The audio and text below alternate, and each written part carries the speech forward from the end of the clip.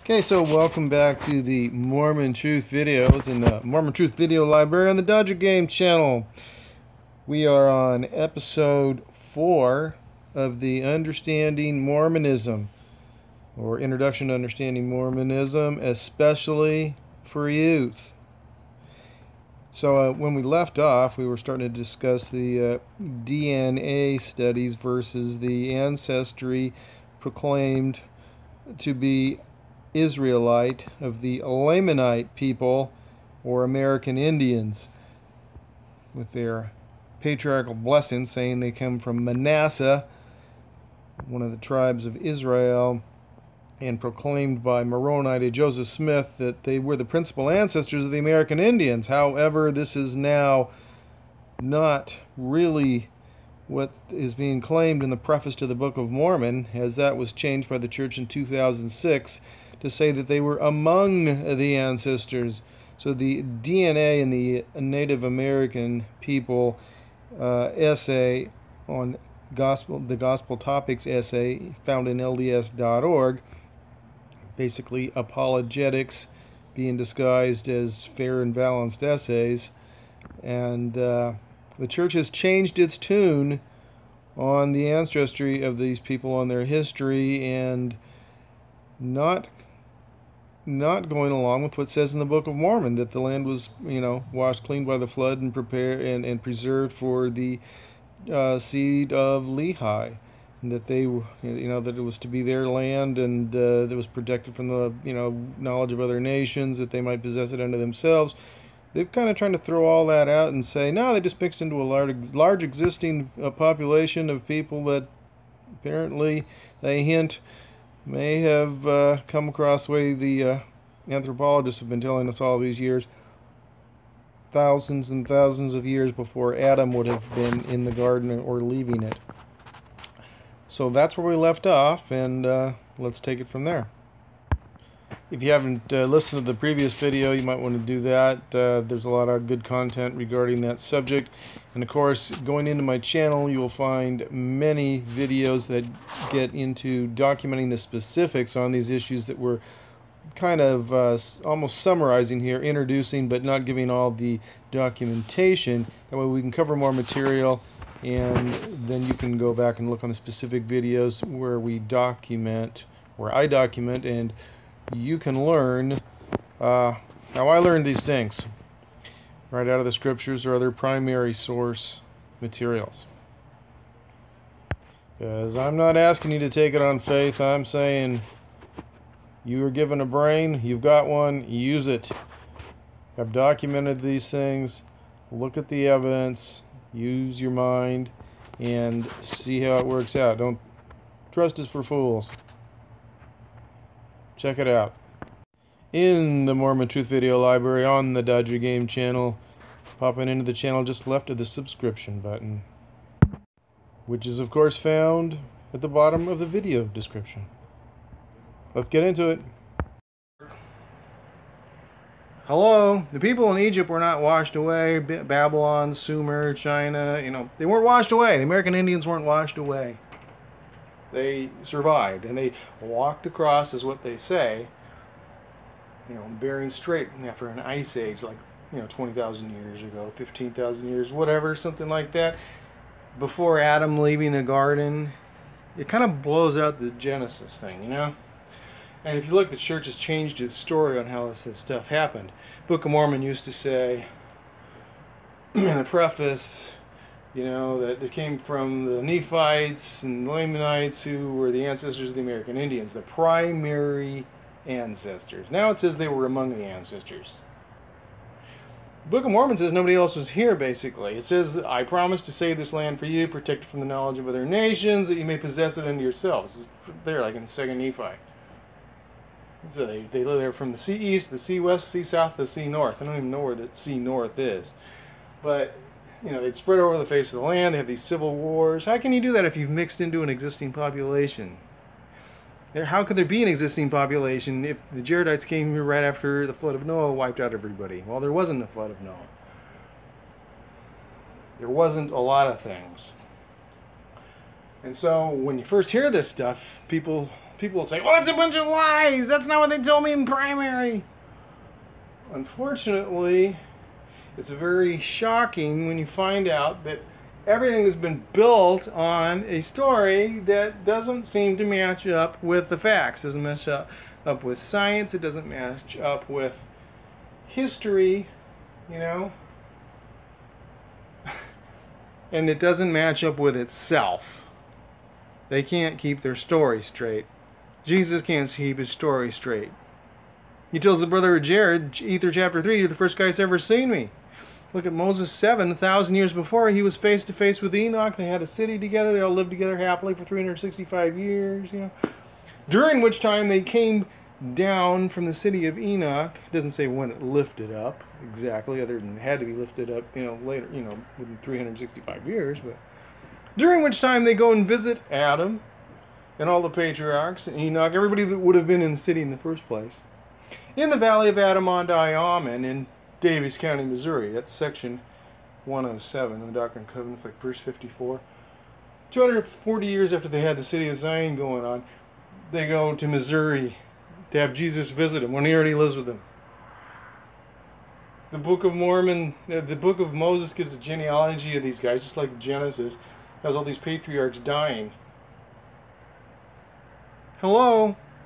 There's like 4 generations of them that would have been in the city of Enoch and translated. How can they die if they're translated? Anyway, I've got that in other videos, so we go into the details. This is a summary giving a story. So Joseph Smith was this treasure seeker guy. He was into the seer stone thing, but that's not the worst of it. You know, like you see these knives, magic knife, but they use, you ever heard of black magic? You know, they're like drawn magic circle around the area they're digging, and then there's like an enchantment because it's being a treasure's being guarded by a demon, so they sacrifice like a black goat or sheep or even a dog, slitting its throat and walking it around the circle until the thing bleeds to death. Yeah, I probably shouldn't even be telling you this. Yeah, it's an animal sacrifice. Of course, the Jews basically did, you know, similar things. They just, you know, kill the animals kind of like that, except maybe we're walking them around a circle and they burn them, burnt offerings. So, yeah, so that's black magic. And, anyway, necromancy. Joseph Smith got involved with the Methodist Church, like in 1828. Yeah, 8 years after the supposed first vision, Jesus telling him not to get involved with any of these. Of course, he also says in the thing, I was in the company of a Methodist minister, and I told him the story, and then he said, you know, it's all the devil, and they all persecuted me. Well, Jesus just supposedly told him not to follow after these guys anyway. Why is he with a Methodist minister? But there he is, going to the Methodist Sunday school, and some relatives of his, you know, I don't know what their names were. I've read it, you know, in the journals, even their own journal in the Methodist Church there, why they kicked him out of their Sunday school, because he was a known necromancer. That means, you know, like involved with the spirits of the dead, all kinds of stuff. So that had to do with appeasing the spirits of dead pirates or whatever, guarding like Spanish treasure that they thought was buried places that they were digging for in the middle of the night. So in other words, they're practicing witchcraft. I think is, you know, possibly an appropriate term, practicing magic, black magic. You know, when you're killing things, it's not, you know, not nice. So maybe they just wanted to have barbecue dog or something. I don't know. So you don't see this in your church manuals, but there are plenty of records there, and it's not just a bunch of, like, you know, Christians that wanted to badmouth the Mormons. It's like his own mom, and their family members.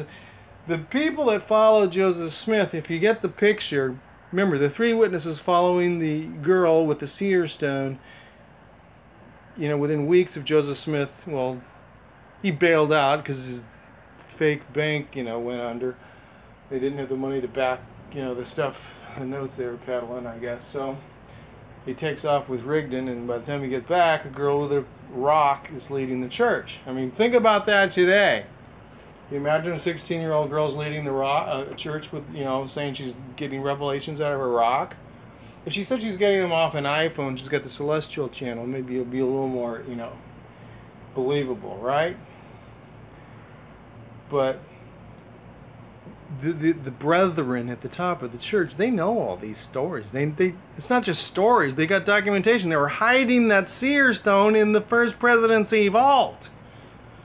So they didn't really think it would go over well. So they excommunicated like BYU professors, like Michael Quinn, for instance, for telling on them, for writing books like Early Mormonism and the Magic World View. Anyway, you're going to want to look at the videos that document all these things so you can step by step see the history and see the scriptures.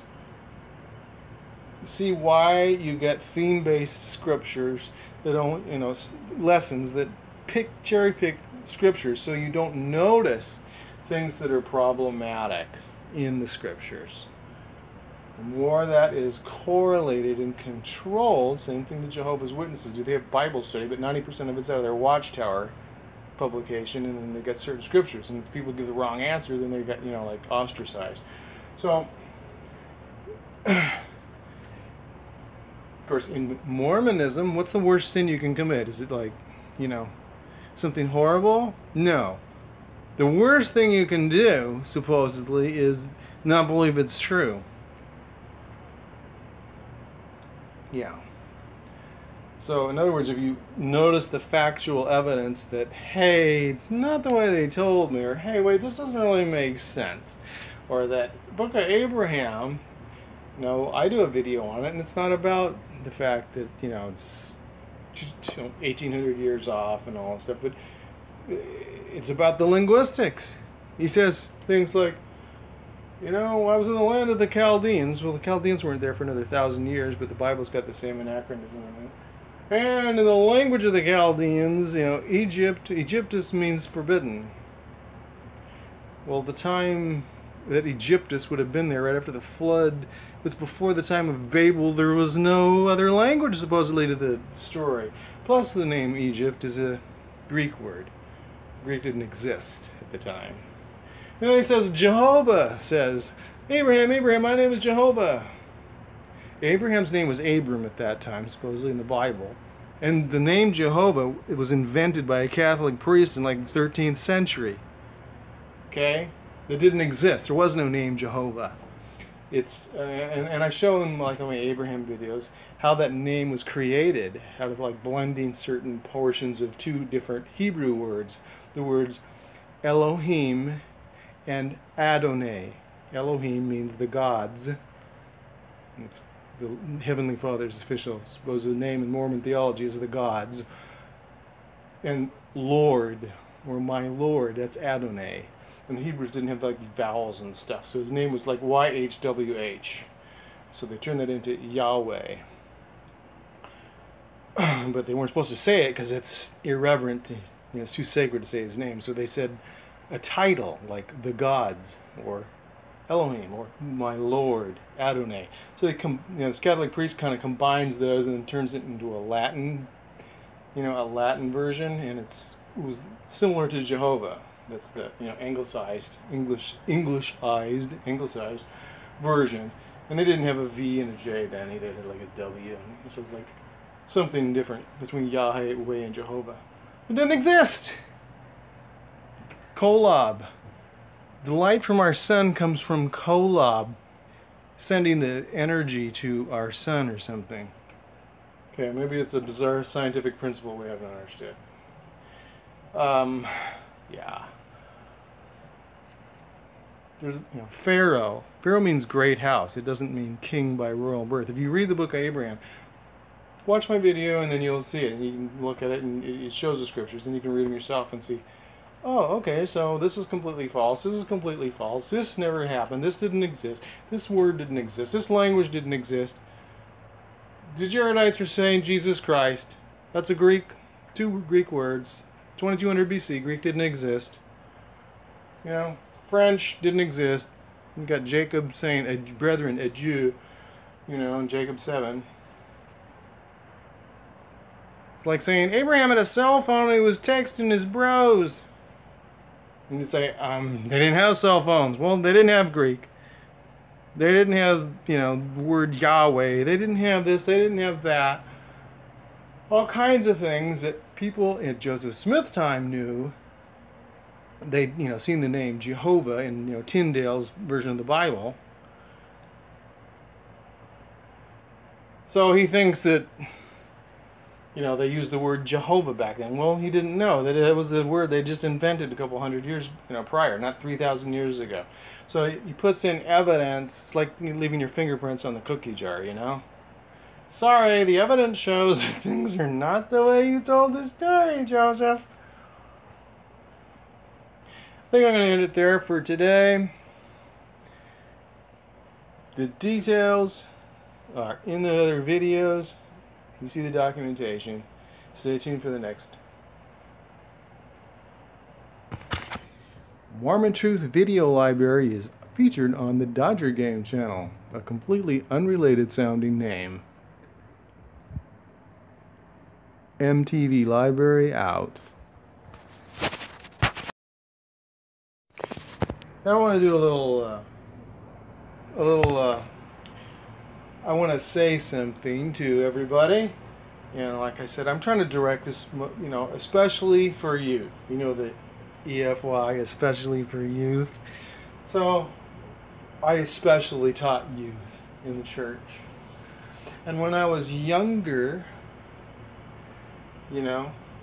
back in the days of Kurlons and Cumans and elephants in the land here, right, with the Jaredites. Not quite that far back, but they had some speakers that were, maybe especially good speaking to the youth. Maybe they do now. I mean, like John, by the way, he still talk. So there was like George Durant, and he wrote a book called The Art of Raising Parents, which I read. And he was a talented writer and speaker. He was entertaining. He was good to listen to, And when I was younger, there was this guy named Paul H. Dunn. Have you heard of him? He was one of the presidents of the 70, or the first quorum of 70. So that's kind of a major general authority there. The presidents of the 70, they got 7 presidents of each of the quorums of 70, I guess. At least of the first quorum. I think they've kind of tried to figure out how they're going to deal with this expansionism at this point, but in the massive church bureaucracy. But so he was one of the big boys, okay, and he was a really good speaker, and he had these inspiring talks, faith promoting. He had these, so he was like, you could relate to him. Youth, you can relate to some people maybe because they give good talks and stuff, but you tend to relate to people that are doing things that you think are cool. So, boys growing up think maybe it's cool to be a professional athlete or something like that. So anyway, he talked about his professional athletic career with, was it the St. Louis Cardinals or something? And then he says he gets called into the military. And I am not enthralled with military stories, I've got videos on a lot of the way the world's run, and I don't feel too good about a lot of it.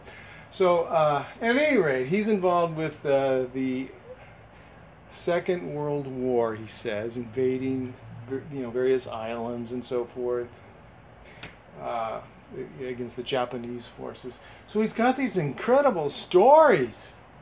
He's got all this faith, and they're invading this island. I don't know if it's Okinawa or Iwo Jima or something, but they have these like barges, not like the Jaredite ones, by the way, and they're like carrying all these guys. And there's like waves of them. Like, have you ever seen like pictures of like invading Normandy or something? They've got, wave after, they got like tons of these ships.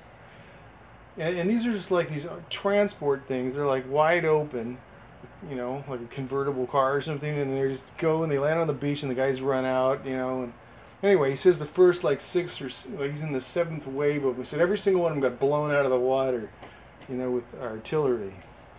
And then they're on the beach, and then, you know, trying to survive, and then he has to run like 100 yards, and his helmet gets like shot in half, but it doesn't hurt him. His equipment belt was like his canteen and stuff. A machine gun burst, knocks it off of him. His boot gets shot off, but he's unscathed.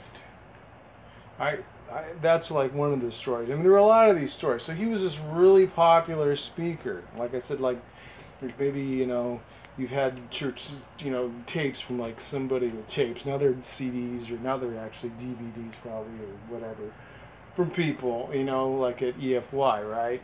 Like I said, like John By the Way was popular, like, I don't know, 20 years ago maybe. So this Paul H. Dunn, so, you know, they were inspiring stories. I mean, I'm not into the war thing, but it's like, wow, this guy had so much faith that, kind of like, you know, Ammon chopping off all those dudes' arms, you know, in the Book of Mormon. So, yeah, machine gun shoots his hat off and his belt and his shoe, boot, but, you know, he survives. A tank, like, drives over his head and turns around, but it doesn't hurt him, or, you know, all these amazing miracles. And then somebody, like, actually somebody related to, like, Boyd K. Packer was fact-checking him and finds out the guy was, like, never involved with anything like that. It was, you know, he wasn't in the major leagues in the baseball. And basically, his whole story was fabricated. Made up. Yeah. And so people had, like, experiences, like faith promoting experience. I don't know if people base their testimony, you know, on, like, I have so much faith because Paul H. Dunn had so much faith. And it was all malarkey. I don't even know where that word came from, but I don't want to use, you know, words that you don't want to use. So, malarkey, fabrication, lies. And people had faith-promoting experiences listening to this man's story, and they were all bogus. They weren't true. Anyway, so when this comes out, he gets turned into a non-participating general authority called emeritus status. So I don't know if he gets, like, paid retirement or what, you know, how that worked out. He's involved in some real estate scam too at the same time, I guess. Great talker. But it wasn't true. And that's kind of a lead-in. That doesn't mean, hey, okay, so that means everything in the Book of Mormon is not true. No, it doesn't. That doesn't mean it. However, the Book of Mormon can be fact-checked, a lot of things.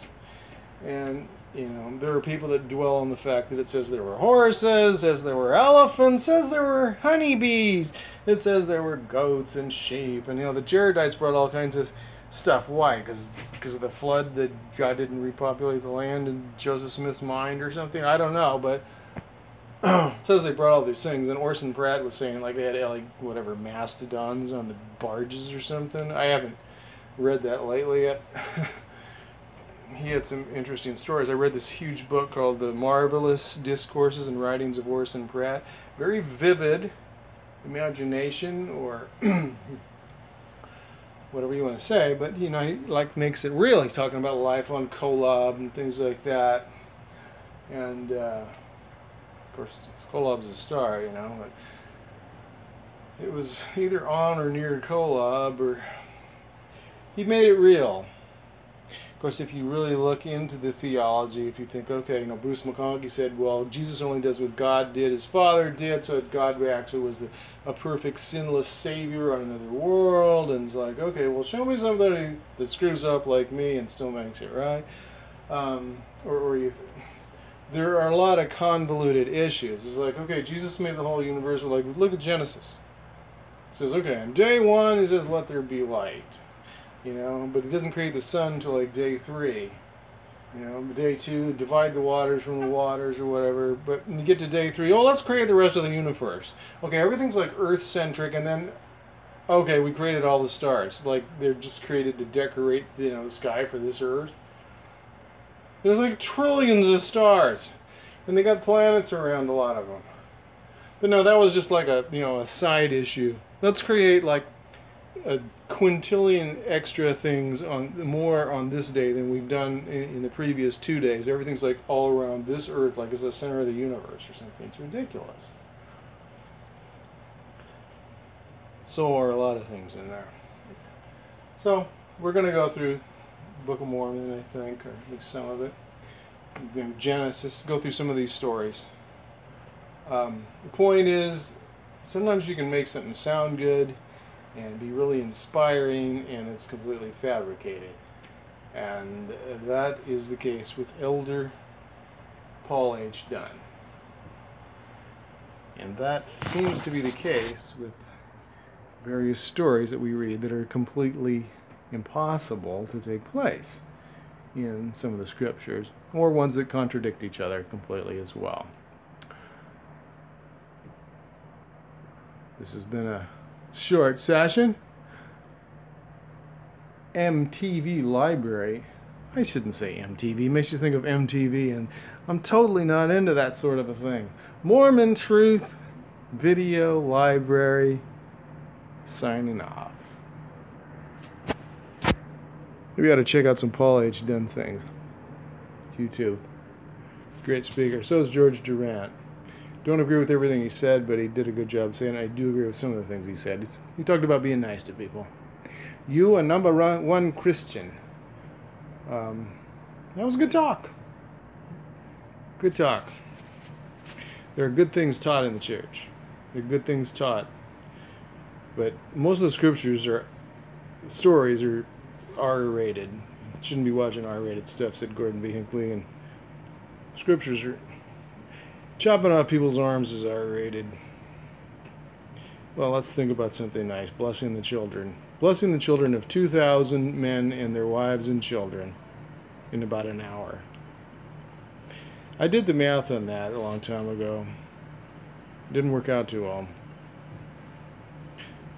Kind of like walking to the Red Sea from Jerusalem in 3 days, or even halfway there. Even with magic camels, it's a problem. Fact checking. It's an interesting thing to do. Help share the truth. Spread the Mormon Truth videos. Like them, share them, subscribe, post them. History doesn't need to be whitewashed. We got to the truth. You've seen it. You know it. It's documented. Do your part. Thanks.